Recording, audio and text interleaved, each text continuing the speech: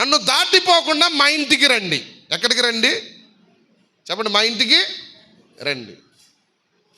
మా ఇంటికి వస్తే నాకేదో కలిగింది, మీకు ఏదో మీ ఆకలిని తీరుస్తా. ఒకసారి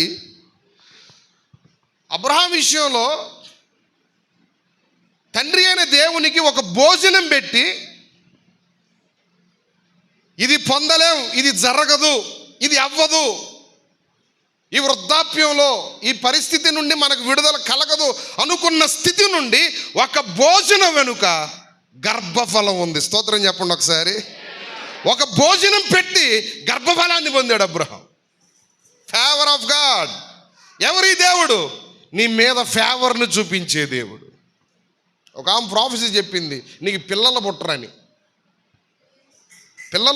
చెప్పింది. నేను చెప్తే మీకు అది వేరేగా ఉంటుందేమో. ఆల్మోస్ట్ ఆల్ ఆపరేషన్ కంప్లీషన్ అయిన తర్వాత పిల్లలు పుడతారా? ఏంటండి మాట్లాడరు? సొలమాన్, కంప్లీట్ అయితే పిల్లలు పుడతారా? పిల్లలు పుట్టకుండా ఆపరేషన్ చేస్తే పిల్లలు పుడతారా? నా విషయంలో ప్రభు అలాగే స్పందించాడు. ఆపరేషన్ కంప్లీట్ అయినా కూడా ఆఫ్టర్ 1 ఇయర్కి మరలా బేబీ కన్సీవ్ అవడానికి ప్రభు సహాయం చేశాడు. How can it is possible? దేవుని ఫేవర్. ప్రార్థన చేసుకున్నాం, ఇది మనకు అవసరం లేదు అనుకున్నాం, దాన్ని మేము వద్దనుకున్నాం, ప్రభుకి చెప్పేశాం, చాలు అనుకున్నాం, డాక్టర్కి చెప్పేశాం. దాన్ని మీరు 50-50 ఛాన్సెస్, 50-50 ఛాన్సెస్ కాదు, దాన్ని మనం వద్దనుకోవటమే బెటరు. జరగాల్సిన పరిచర్య చాలా ఉంది. ఒక ధర్మాన్ని డాక్టర్ నిలిపివేస్తేనే ధర్మాన్ని రివర్స్ చేసిన దేవుడు నీ మూయబడిన గర్భాన్ని తెరవడా? తెరవాలి అంటే నీ సమర్పణ చూస్తాడు దేవుడు. ఎవరికన్నా ఒక్కరోజన్నా ముద్ద పెట్టావా చెప్పండి? ఆయన దేవునికి భోజనం పెట్టి ఇంట్లో కొరత తీర్చుకున్నాడు. సారాపాతు విధవరాలు దైవజనునికి అప్పం ఇచ్చి అప్పం వెనుక అద్భుతాన్ని చూసింది. పేతురు బోటిచ్చి బోటు వెనక విస్తారమైనటువంటి చేపలు పట్టడం చూశాడు. మరి నువ్వేమిచ్చి దేవుని దగ్గర నుండి ఫేవర్ పొందుకుంటున్నా? 10వ వచనంలో ఆ ఫేవర్ కనపడింది చూడండి. వాళ్ళంటారు, నిశ్చయముగా ఇదే టైంకి నెక్స్ట్ ఇయర్ వస్తాం మరలా మీదటికి. అందరు చెప్పండి ఒకసారి, మీదటికి.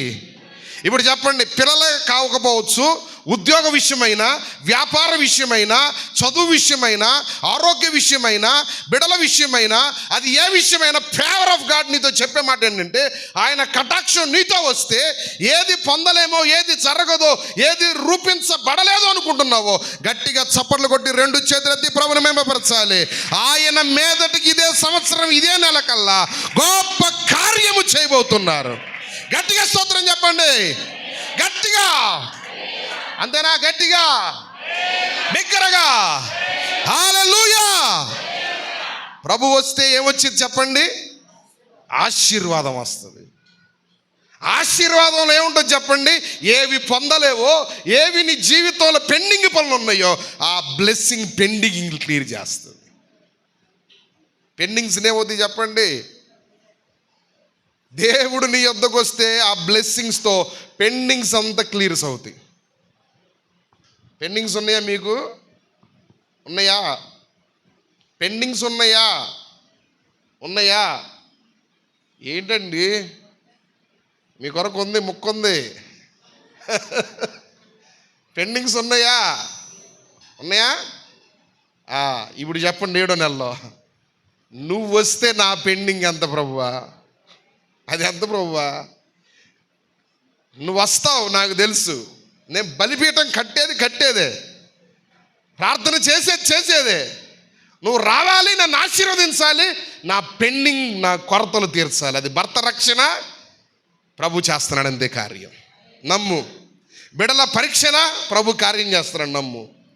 దేవుడు నీ పెండింగ్స్ అంతటిని క్లియర్ చేయబోతున్నాడు.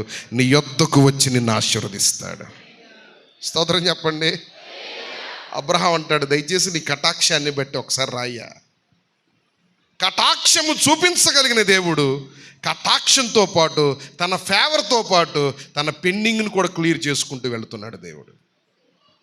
ఎవరి దేవుడు? ఎవరి మీద కటాక్షాన్ని నిలుపుతాడో వానితో కూడా వచ్చి వాని పనులను సఫలీకృతం చేసే దేవుడు ఈ దేవుడు. సెకండ్ సెక్షన్ 51వ కీర్తన 18వ వచనం. ముందుకు సర్దుకుంటారా? కొంచెం ముందుకు సర్దుకోండి అమ్మా. నీ కటాక్షము చొప్పున సియోనుకి ఏం చేస్తావు? ఒకసారి నా వైపు చూడండి. ఒకటి, ఎవని మీద కటాక్షం ఉంటుందో వాని యొద్దకు వచ్చి పనులు సఫలపరుస్తాడు. ఎవని మీద దేవుని కటాక్షం ఉంటుందో, ఎక్కడ దేవుని కటాక్షం ఉంటుందో ఇలా అర్థం చేసుకోవాలి. దేవుని కటాక్షము ఉన్న చోట మేలులే జరుగుతాయి కానీ కీడులు సంభవించవు ఈ నెలలో. ఏంటి గట్టిగా చెప్పట్లేదు కదా మీరు? శివగారు మీరే చెప్పాలి కొంచెం. అది మీరేం చేస్తారంటే నేను చెప్తున్నాను చెప్పండి అనండి మీరు కూడా. హల్లెలూయా, గట్టిగా స్తోత్రం చెప్పండి. విశ్వాసంలో మనం కొన్ని మాటలు తీసుకుంటున్నప్పుడు వాటి ద్వారా బలపరచబడుతున్నప్పుడు అపవాది సిగ్గుపరచబడతాడు. అర్థమవుతుందా? వీళ్ళకి విశ్వాసం ఏమైంది? స్ట్రెంత్ అవుతుంది కాబట్టి ఇక వీళ్ళ దగ్గర మనం వర్కౌట్ చేయలేమని వాడు వెళ్ళిపోతాడు. హల్లెలూయా అన్నాం అనుకో, నేను ఉండాల్సింది ఇక్కడ అంటాడు. దాన్ని బట్టి ఇప్పుడు చెప్పు, హల్లెలూయా అంట. స్తోత్రం చెప్పండి ఒకసారి బిగ్గరగా. హల్లెలూయా. ఎవని మీద దేవుని కటాక్షం ఉంటుందో సియోను మహిమ కలిగిన దేవుని సంఘం, ఎత్తబడే వధువు గుంపు, సార్వత్రిక సంఘం, సత్క్రైస్తవ దేవుని సంఘం. ఈ సంఘానికి దేవుడు చేయబోతుంది ఏంటంటే మేలే చేస్తాడు కానీ కీడు చేయి. ఒకవేళ నీ విషయంలో ఎవరైనా కీడు చేశారా, థ్యాంక్ గాడ్ అని చెప్పండి. ఏం చెప్తారు? ఇది నేర్చుకోండి ఫస్ట్. థ్యాంక్ గాడ్, ఈ వ్యక్తి నాకు కీడు చేసినందుకు మీరు నాకు కీడు చేయని ఉద్దేశించితిరి కానీ నేడు మీకు నాకు అది పోషణ నిమిత్తమైన, మనం బ్రతుకుట నిమిత్తమైన బహుమంది ప్రజలకు దాన్ని ప్రయోజనకరంగా మేలుగా మార్చాడు అని యోసేపు ఒకరోజు చెప్తాడు. హల్లెలూయా, గట్టిగా.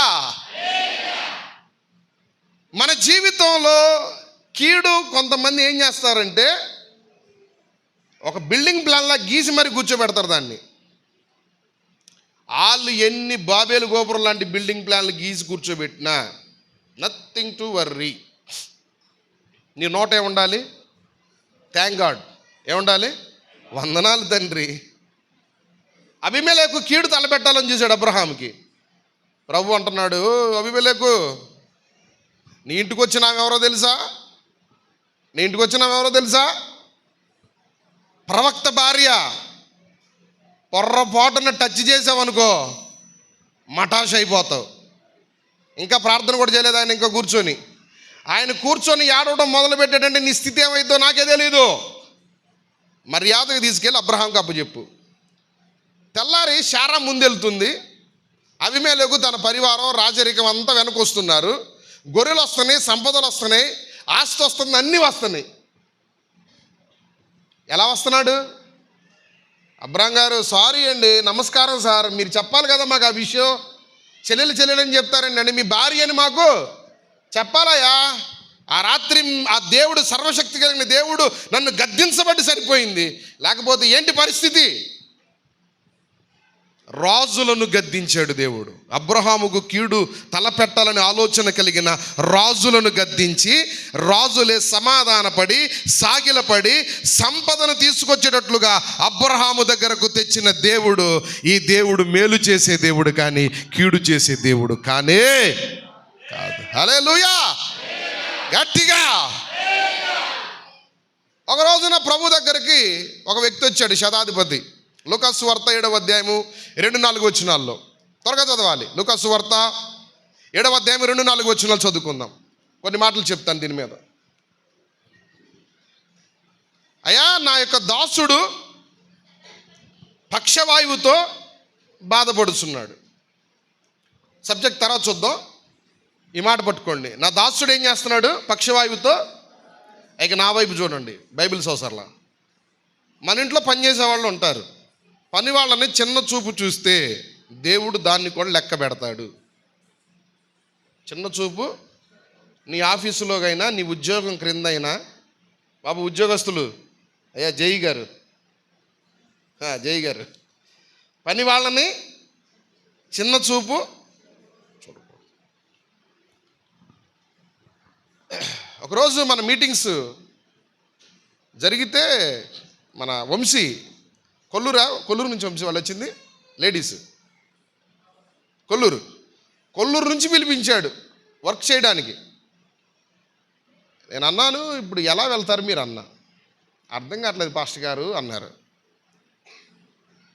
మీరందరూ వెళ్ళిపోయారు, మీటింగ్ అయిపోయింది, మీరు వెళ్ళిపోయారు. 1 గంటకు మీటింగ్ అయిపోయింది, మీరు ఎటోళ్ళు అటు వెళ్ళిపోయారు. అందరూ బొజ్జోని ఉంటారు నాకు తెలిసి, ఏజీలు వేసుకొని. ఇంటికి వచ్చాను, డ్రెస్ కూడా మార్చుకోవాలా. కొన్ని అమౌంట్స్ అన్ని పట్టుకున్నాను, వెళ్ళిపోయాను గ్రౌండ్లోకి. నాతో పాటు చాలామంది యవనస్తులు అందరూ ఉన్నారు గ్రౌండ్లో, ఒక 20-25 మంది ఉన్నారు. నువ్వు వెళితే నేనెందుకు ఖాళీగా ఉండాలి, నేను ఇక్కడ ఏం చేస్తానని దైవజనులు తాతయ్య కూడా వచ్చాడు కారు ఎక్కి నాతో. అలాగే మనసు పడుతుంది, అలాగే కూర్చున్నాడు ఒక సోఫాలో. నేను కూర్చున్నాను, వాళ్ళు వాష్ చేస్తున్నారు డిషెస్. పిలిచాను, ఎలా వెళ్తారు మీరు, ఏంటి పరిస్థితి, ఎందుకు వచ్చారన్న. వాళ్ళు ఏదో కొన్ని విషయాలు చెప్పారు. మనం ఏం చేస్తాం, కడుగా, శుభ్రంగా కడుగా, వృద్ధు ఏంటి, ఎన్ని మాటలు అంటాము. అనే ముందు ఒక్క మాట ఆలోచించుకో, వాళ్ళు ఏ పరిస్థితుల్లో రోడ్డు ఎక్కారు అర్ధరాత్రి. ఏ పరిస్థితిలో వాళ్ళు రోడ్డు ఎక్కి ఈ రోజున వాళ్ళు పని చేయాల్సిన పరిస్థితి వచ్చింది. కొంతమంది నాకు తెలిసిన ఉన్నతంగా బ్రతికిన వాళ్ళు భర్తలు చనిపోయిన తర్వాత భార్యలు రోడ్డు మీదకి వెళ్ళి దిగజారిపోయిన పనులు, స్వీపర్గా ఓడవలసిన పనులు, కుళాయిలు తిప్పి నీళ్లు పట్టాల్సిన పనులు, క్లరికల్ పోస్టులు, అసలు వాటిని తలుచుకుంటూ అనిపించింది. ఈ బ్రదర్ బ్రతికున్నప్పుడు చాలా మంచిగా బ్రతికారు, పాపం ఈ సిస్టర్ చూడు ఎన్ని సమస్యలు వచ్చినాయో అనిపిస్తుంది. ఏ దేవుని పిల్లలకు చెప్తున్నా, కొంతమందికి ఉండదు బుద్ధి జ్ఞానం ఉండదు, వాళ్ళు తీసేసేయండి, వాళ్ళ గురించి మనకు అనవసరంలా. దేవుని పిల్లలమైన మనము, దేవుని ఆత్మ కలిగిన మనము, మన క్రిందనున్న పనివారి విషయంలో వాళ్ళ కేరింగ్ని మనం తీసుకోవాలి. బాగున్నంతసేపు అంట్లు రుద్దిచ్చి, బట్టలు ఉతికిచ్చి, ఇల్లు గడిగిచ్చి, బాగోపోతే నీకు ఎప్పుడు బాగుందలే, ఎప్పుడు వస్తావు, నీకు గొట్టడం అసలు ఈ పని వాళ్ళకి. ఈరోజు పాస్టర్ గారు మా బాధలు, మాకేదైనా సంఘం ఉంటే ఈ సంఘానికి పాస్టర్ గారే ప్రెసిడెంట్ అనుకుంటారు. మీ యజమానులకు మీరు నమ్మకంగా పని చేస్తే మీ యజమానులు మిమ్మల్ని ప్రేమిస్తారు. స్తోత్రం చెప్పండి, అవునా కాదా? అంతేనా? ప్రేమిస్తాడా? వాళ్ళ బాస్ మామూలుడు కాదు. అందరూ ఆయనకి దండలేస్తారు, కానీ వాళ్ళ బాస్ ఆయనకి దండేశాడు. అందరూ ఆయనకి దండేస్తారు, వాళ్ళ బాసు సొలొమోను గారికి దండేశాడు. ఎంత ప్రేమించాడు. పనివారు నమ్మకంగా యజమానుల దగ్గర ఉంటే యజమానులు చక్కగా వారిని కేర్ తీసుకుంటారు. అలాంటి శతాధిపతి ఈయన రోమా సామ్రాజ్యపు గవర్నర్గా పనిచేస్తున్నటువంటి కాలంలో ఈయన అందులో ఒక సైన్యాధికారిగా ఉన్నాడు. ఆ సైన్యాధికారిగా ఉంటూ తన దాసుడు రోగి అయి చచ్చిపోయే పరిస్థితిలో ఉంటే ఆ దాసుని విషయమై ఎక్కడికి వచ్చాడంటే ప్రభు దగ్గరకు వచ్చాడు. ప్రభు దగ్గరకు వచ్చి ఏమని అడుగుతున్నాడంటే, అయ్యా ఒక్కసారి నీ వలన మేలు పొందడానికి. ఈయన గురించి యేసుతో శిష్యులు, అక్కడున్న వారు మత పెద్దలు మాట్లాడుతున్నారు. అయ్యా నీ వలన ఏదైనా మేలు పొందడానికి ఇతను యోగ్యుడు.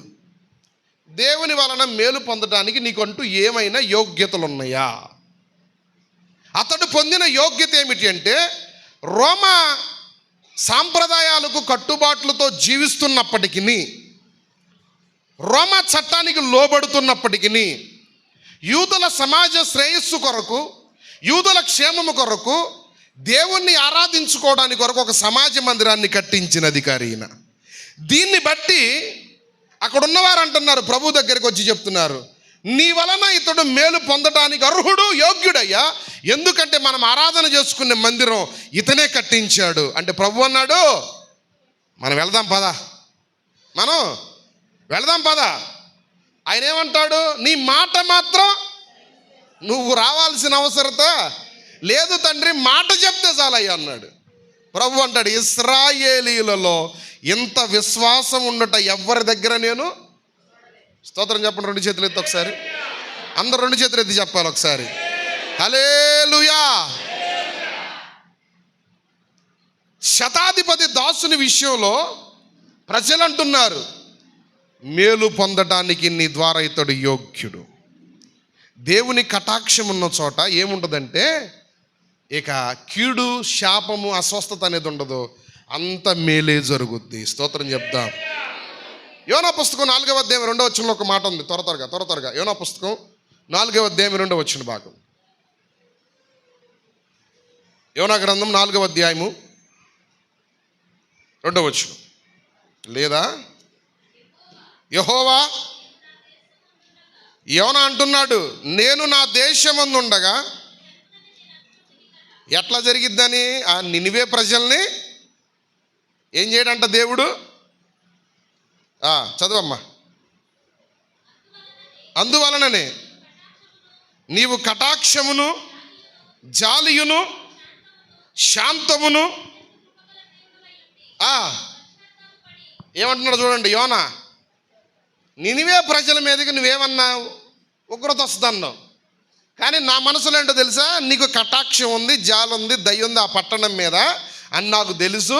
నువ్వు అన్నంత పనే చేసావు, వాళ్ళ మీదకి ఏమి కీడు రాలేదు, వాళ్ళ మీదకి ఏ నష్టం రాలేదు అంటానికి కారణం ఏంటంటే వారు కూడా బలిపీఠం కట్టుకున్నారు. స్తోత్రం చెప్పండి, గట్టిగా స్తోత్రం చెప్పాలి, హల్లెలూయా.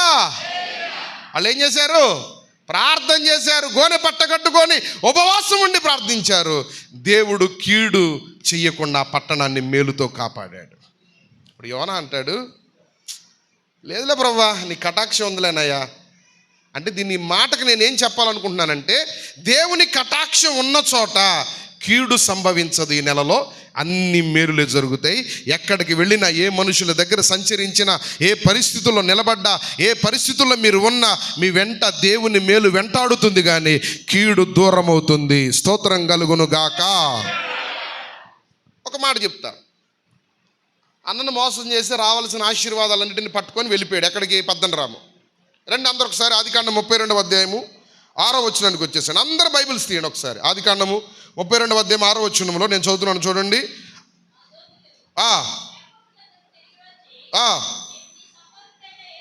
యోసేపు వద్దకు వెళ్ళి తిమి నిన్ను ఎదుర్కొని వచ్చుచున్నాడని చెప్పగా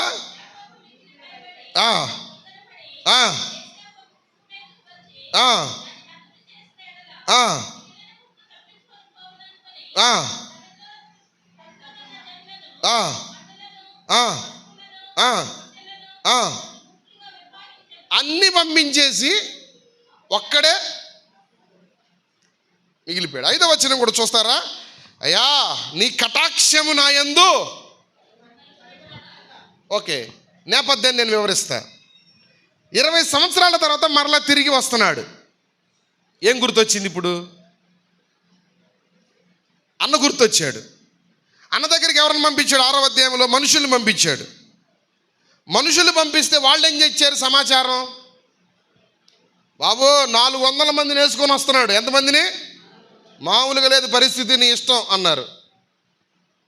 అసలే మనోడు భయస్థుల సంఘానికి అధ్యక్షుడైతే వెళ్ళిన 400 మంది కూడా ఇంకా ప్రెసిడెంట్లు, ఫౌండర్లు ఎన్ని ఉంటే అన్ని పెట్టండి వాళ్ళకి,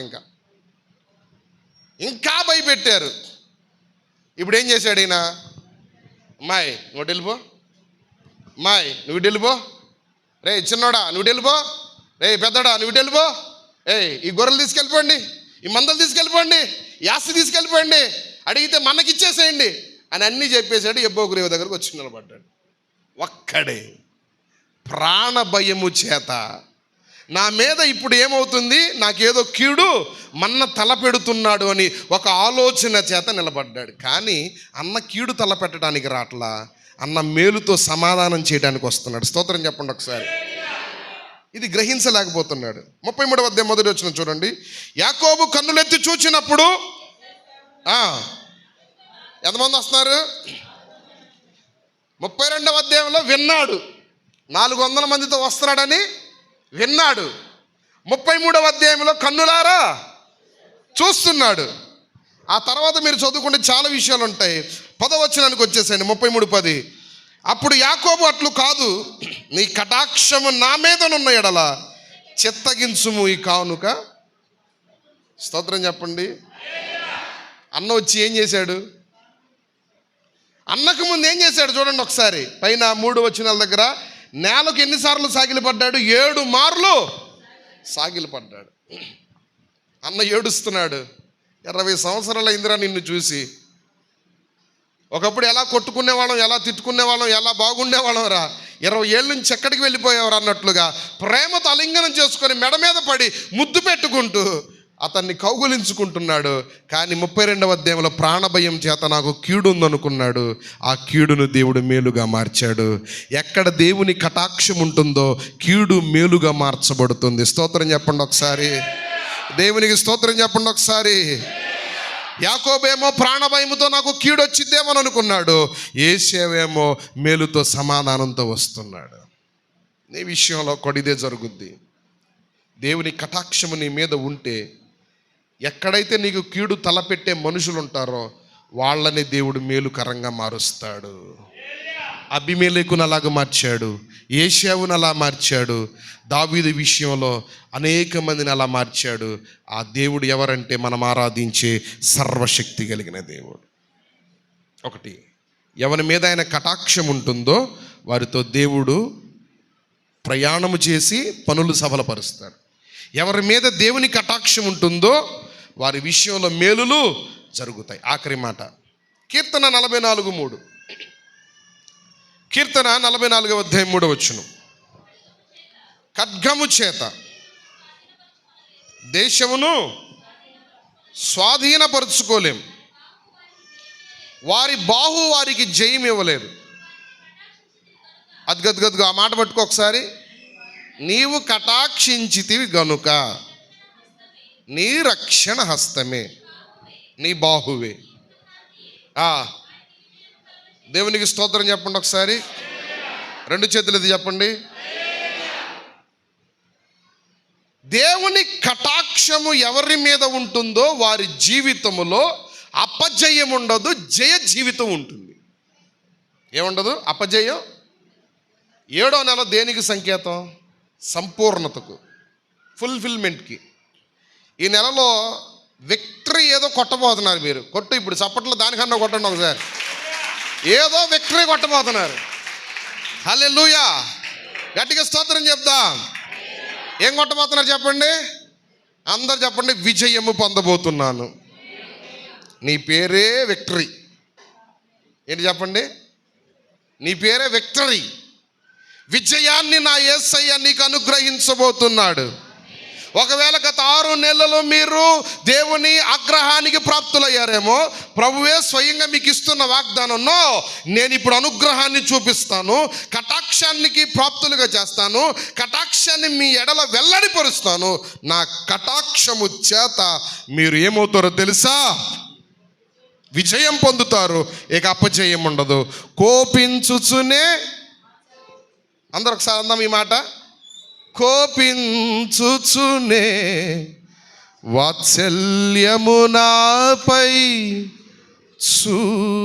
చూపినావు. స్తోత్రం. గట్టిగా ఏంటంట? ఆయన కటాక్షం ఉన్న చోట దేనిపై? రోగముపై జయం కలగబోతుంది, శత్రువుపై జయం కలగబోతుంది, పరిస్థితులపై జయం కలగబోతుంది, నిర్ణయించబడిన వాటిపై జయం కలగబోతుంది. నీవు నమ్ము, కన్ఫెస్ చేయి, ఒప్పుకోలు చేయి. క్లెయిమ్ చేయి, డిక్లేర్ చేయి, రిసీవ్ దిస్ ప్రాఫెసీ అని చెప్పు. In the name of Jesus, యేసు నామములో ఏది విశ్వసించి ఒప్పుకుంటావో వినుట వలన విశ్వాసం కలుగును. ఏదైతే నమ్ముతావో నమ్మినట్లుగా నీ జీవితంలో దేవుని కార్యాలు ఎలా చూస్తావు అంటే ఈ రోజు నుంచి నీ జీవితంలో అపజయం ఉండదు, నీ అంతరంగ పోరాటాల్లో అపజయం ఉండదు, నీ ఆత్మీయ సమరములు అపజయం ఉండదు, ఇరుగు పొరుగు వారి దగ్గర అపజయం ఉండదు, చదువుల్లో అపజయం ఉండదు, డ్యూటీలో అపజయం ఉండదు, ఏ విషయంలో అపజయం ఉండదు. చప్పట్లు కొట్టి ప్రభువును మహిమపరచండి. ఎక్కడకు వెళ్ళిన జయమే. నీకు జయం అని నేను చెప్పటమో దేవుడు చెప్పటం కాదు, సాక్షాత్తు నీ శత్రువులు రెండు చేతులు ఇట్లా ఎత్తి నీవు ఘనకార్యాలు పూనుకొందువు, విజయము నొందుదువుగా కానీ వాళ్ళ చేత దేవుడు చేపిస్తాడు. స్తోత్రం చెప్పండి ఒకసారి, గట్టిగా స్తోత్రం చెప్పండి. ఒకప్పుడు మా తాతగారికి ఎవరైతే కీడు తలపెట్టి ఎక్కడెక్కడ ఎవరైతే పరిచర్యని ఏదో చేయాలనుకొని సేవకులు ఎంతమంది లేచారో వాళ్ళని దేవుడు ఈరోజు నా వెనకమాల కూర్చోబెడుతున్నాడు. వాళ్ళ ముందు నేను వాక్యం చెప్పే స్థాయికి దేవుడు నన్ను తీసుకెళ్ళాడు. స్తోత్రం చెప్పండి, గట్టిగా స్తోత్రం చెప్పండి. ఎక్కడికి వెళ్ళినా మనోళ్ళు కనపడతానే ఉంటారు, మన విరోధులు. అప్పుడు నేను థ్యాంక్ గాడ్ అంట.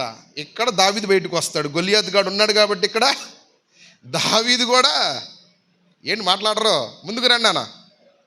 గొలియాతులు కొన్ని ప్లేసుల్లో నీ కోసం ప్రభు పంపిస్తాడు, అక్కడ నీ దావీదు తత్వాన్ని చూపించుకో అని అంటాడు ప్రభు.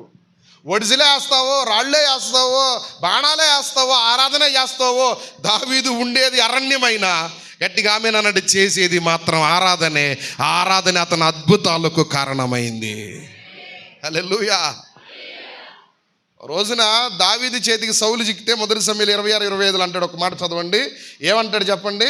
అయ్యా, ఈ రోజున నాకు చేసిన ఉపకారం మామూలు ఉపకారం కాదయ్యా, నేను నీ చేతికి చిక్కినా కూడా నన్ను వదిలిపెట్టావే, బాబా వా ఎంత మంచి మనసు అయ్యా నీది. 25 వచ్చిన చదవండి ఒకసారి. శత్రువు దీవిస్తున్నాడండి. దావీదేమో సౌలు మీద కటాక్షం చూపిస్తున్నాడా, ఆశీర్వాదము. మీరు చెప్పండి ప్రక్కన వాళ్ళతో, ఆశీర్వదించబడుదువుగాక. చెప్పు చెప్పు చెప్పు చెప్పు చెప్పు చెప్పాలా, పడవద్దు వాళ్ళ పక్కన వాళ్ళని. ఇది అవకాశం కానీ గుద్దు నువ్వు ఆశీర్వదించబడుదువుగాక. నెక్స్ట్ మీరందరు ఘనకార్యాలు పూనుకోవాలి. అందరూ చెప్పండి, ఆమె చెప్పండి. వెనకమాల వాళ్ళు చెప్పట్లా. ఏ కార్యాలు పూనుకోవాలి? ఈ నెలలో ఏ కార్యాలు మొదలు పెట్టాలి? ఘనకార్యాలు పూనుకోవాలి. ఇప్పుడు చెప్పండి, 7 సార్లు చప్పట్లు కొడతామని చెప్పండి. విజయము పొందెదను, విజయము పొందెదను, విజయము పొందెదను, విజయము పొందెదను. బిగ్గరగా విజయము పొందెదను, విజయము పొందెదను. గట్టిగా చప్పట్లు కొట్టి బ్రహ్మపరచండి. ఆయన కటాక్షము వలన అన్ని చోట్ల విజయమే, విజయమే. కొన్నిసార్లు కోపం చూపించాను నీ మీద అప్పుడప్పుడు, కానీ ఈ నెలలో ఎందుకో కటాక్షించాయి, నీ మీద జాలి పడాలి నేను. స్తోత్రం చెప్పండి. కోపించుచునే వాత్సల్యము నాపై. అందరూ అనండి ఒకసారి, అందరు ఈ మాట పాడండి. కోపించుచునే. ప్రభు కొన్నిసార్లు కోపగించుకుంటున్నప్పుడు ఎవరు నాకు లేరు కదా, చెప్పుకోవడానికి తల్లి లేదు, తండ్రి లేడు, ఉన్న అన్నదమ్ములైన అక్కచెల్లెండ్రైన వాళ్ళు కూడా హాని కలిగించే వాళ్ళుగా మారిపోయారు. ప్రభువా, నీ ఆగ్రహాన్ని తట్టుకోలేకపోతున్నాను, దయచేసి నా మీద అనుగ్రహాన్ని చూపించు తండ్రి అని ఎప్పుడైతే నువ్వు దేవుని దగ్గర మొరపెట్టుకున్నావో